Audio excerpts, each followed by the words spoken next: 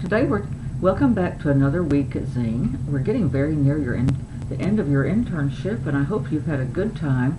I hope you've learned a lot that you can use in your current businesses and possibly in your future. This week we're going to be working with the concept of price. Why would we even be concerned about price? Because it's the only part of the marketing mix that actually brings in money for the firm. We set a price. It's the amount of money we pay for something.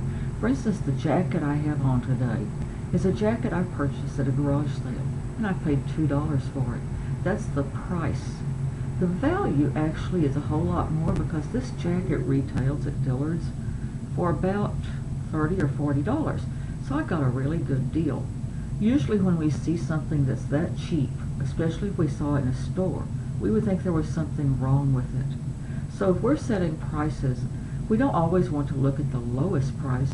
We may want to look at some of the other things. For instance, you would be really suspect about a diamond ring that was only $50, especially if it were a big diamond ring. You would think either it was stolen or it was fake, and you certainly wouldn't be really willing to admit to your wife or your girlfriend that you had only paid that much for it. You'd probably want to make sure that she either understood that you were saving for something else or that she really loved it before you gave her something like that.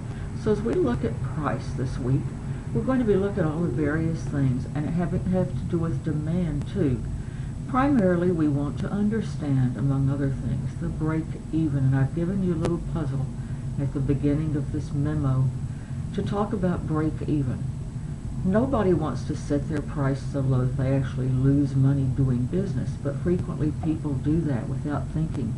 So if we do that, as we do this Christmas tree activity in the memo, you'll realize that he needs to meet his cost. He's already got fixed costs of about $1,000 in his Christmas tree lot. So he has to sell a certain amount at a certain price to make back those costs. Until he does that, he's losing money the whole time. A lot of times in projects, as students talk about what they're hoping to do, they always emphasize, my prices are cheapest. But that's not always a good thing. Sometimes you're selling something that is so good or so desired that it really doesn't matter what the price is. It may be a really delicious cake, it may be a wonderful meal, or something else that price really is not what people are thinking about. Another thing we'll be talking about is elasticity of demand, and inelastic and elastic prices and demand as they have to do with prices. If you have a family of young children, you know there's a certain amount of milk, bread, peanut butter that you're going to use no matter what. If the price of milk jumps, you may try to find a substitute. For instance, you may do what my mother did when we were growing up and have powdered milk and reconstitute it because it was a whole lot cheaper. It didn't taste as good, but she could still afford to give us nutritious milk at a time when money was really tight. Or you may decide to drink something else, water. If you have to drive, no matter how high the cost of gas goes, there's a certain amount of driving you have to do every week. You have to get to school, you have to get to work, you have to run errands with your kids. You may try to consolidate things, but there's still a minimal amount of driving, especially in a community like ours here in Central Texas that don't have good mass transit. You really are dependent on a car. So those are both inelastic. No matter how much it costs, there's a certain amount that that isn't going to change. Elastic demand is the other way. If it's a luxury, for instance, we may cut our eating out, or we may eat out at cheaper restaurants, or we may do what my mother did and substitute a cheaper product that has some of the same benefits. I've given you a list of pricing terms that I'd like you to become familiar with. They have to do with discounts and rebates and 0% financing. They're listed in the memo. Most of these make pretty good sense to you. And in our creative meeting, we're going to be talking about break even for the Humane Society. It costs the Humane Society roughly $60 to $100 to care for a pet in the Humane Society. That's to feed it, give it the shots, and so they have to make back enough fees to cover the care of that animal. That's one of the reasons they work so hard to find fosters or get animals adopted out. And they also ask for donations because not everybody can afford those prices. We're looking to find a way, they've asked our help to see if we can find a way for finding the right price. Just the right price where they'll meet their expenses and also make it affordable for families. JCPenney did a similar regrouping with their prices. They realized over the period of several years that the average JCPenney customer visited the store 20 to 40 times in a year, but only made 4 or 5 purchases.